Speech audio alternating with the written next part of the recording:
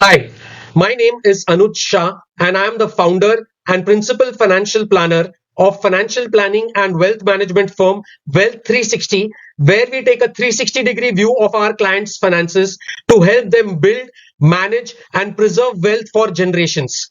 Our services include investment planning, tax planning and filing of income tax returns, accounting and bookkeeping services, insurance planning, drafting of wills and estate planning services, and much more.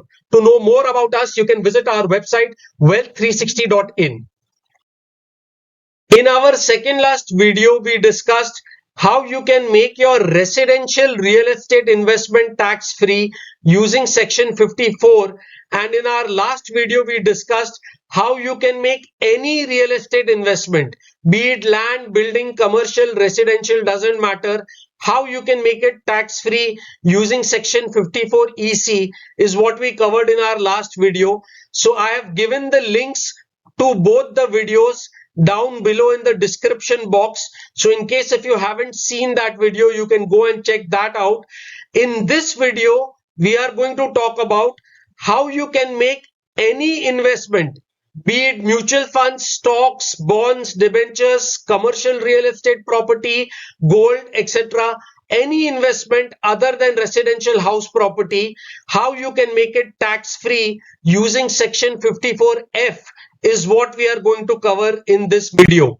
So when you sell a long-term capital asset, as I mentioned, it can be any assets like mutual fund, stock, bond, debenture, commercial property, gold, etc. Any asset other than residential house property, then selling price of such an asset minus the cost price of that asset along with indexation if applicable will give you your long term capital gains or the profits that you have made in this transaction.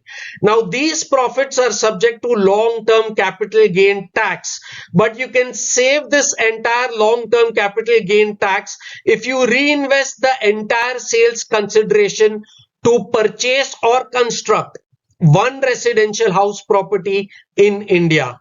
But there are few things that you will have to keep in mind.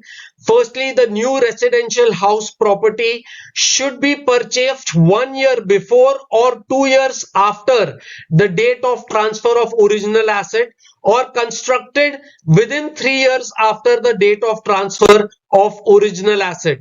Secondly, the above exemption shall be available only when the assessee does not own more than one residential house property on the date of transfer of original asset.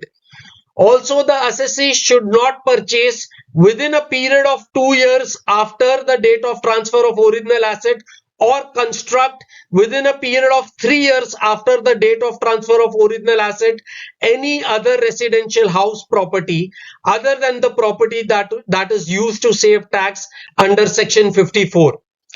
Also, where the cost of new residential house property exceeds 10 crore, the amount exceeding 10 crore shall not be taken as cost of new asset. I hope you found the information useful. Thanks for watching.